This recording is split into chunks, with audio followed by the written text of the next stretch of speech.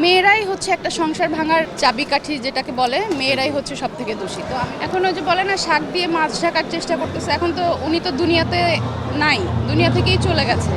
তো এখন তাকে যতটা দোষী বানিয়ে নিজে সেফ থাকা যায়, এটাই হচ্ছে মেন কথা। উনি এখন নিজে সেফ থাকার জন্য মরা মানুষের উপর এখন ব্লেম দিচ্ছে।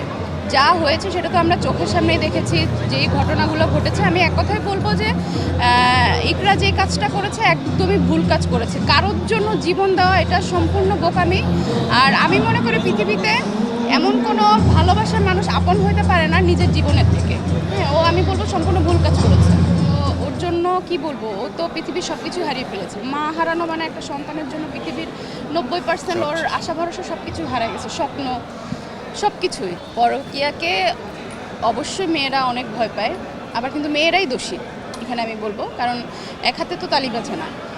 মেয়েরা এগিয়ে আসে বলেই কিন্তু পুরুষ মানুষ এগিয়ে আসে। কখনো কিন্তু পুরুষরা উপচে পড়ে আসে না। যখন একটা মেয়ে সাহস দেয় কোনো মানুষকে, পুরুষকে ইশারা ইঙ্গিতে বোঝায়, তখনই কিন্তু একটা পুরুষ সাহস পায়। তো আমি বলবো যে সর্বপ্রথম মেয়েরাই দোষী। মেয়েরাই হচ্ছে একটা সংসার ভাঙার চাবিকাঠি যেটাকে বলে, মেয়েরাই হচ্ছে সব থেকে দোষী। তো আমি বলবো যে মিডিয়া কেন, মিডিয়ার বাহিরে প্রচুর এখন পরক্রিয়াতে ভরা।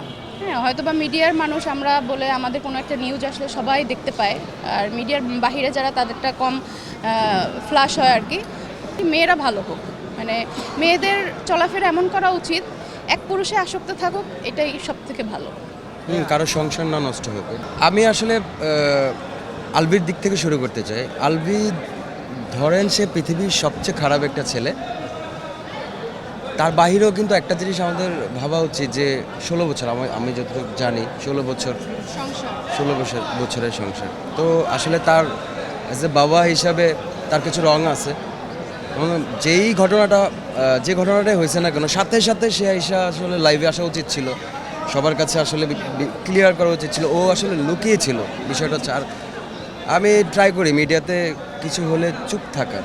আমি ওই দিন যে ভিডিওটার কথা বলছেন আপনি, আমি বাসায় যাই, স্টুডিও বন্ধ করে আমি বাসায় প্রায় তখন 12:30 একটা বাজে। আমি বাসায় গিয়ে দেখি ওর চোখ ফুলে আছে, পুরা চোখ না। আমি ভাবলাম যে বিষয়টা যদি আমি সবার সাথে শেয়ার করা উচিত, না হলে এটা দেখা যায় ঘরের জিনিস, ঘরে ওর যে এত মানুষের জন্য মায়া, এই বিষয়টা আসলে আমি ভিডিও করে বুঝাইতে চাইছি আর কি।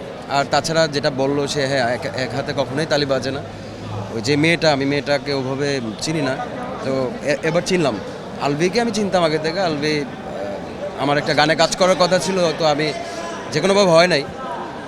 তো আসলে ওই মেয়েটা যদি সব কিছু জেনে, এত সুন্দর একটা সম্পর্ক জেনে, একটা বাচ্চা আছে জেনেও আলবির সাথে দেখেন কাজ আমরাও করি। এখন এমন একটা ব্যাপার হয়ে গেছে, ওকে নর্মালি আমি ওকে এমনিতেই ওকে টাইনা নিতে পারি না আমার সেটে, যে তুমি থাকলে আমার আরও ভালো হয়। ও আমাকে সবসময় বলে, যেহেতু আমি মেনটেন করে, আমি ডিরেকশন দিচ্ছি বা আমার নিজের মিউজিক ভিডিওগুলো আমার নিজেরই সব কল্পনা, তো এখন না ওকে জোর করে নিয়ে যাব। তারপরেও না, আমি চাই না যে এত মানে সন্দেহ জিনিসটা। এই আলবির পরে আমাদের মতো অনেক ছেলেরা একটু প্যারায় আছে, যেটা হচ্ছে মানে নিজের দিক থেকে মন খারাপ লাগে বিষয়টা, যে আলবি এই কাজগুলো কেন, কিভাবে করতে পারলো।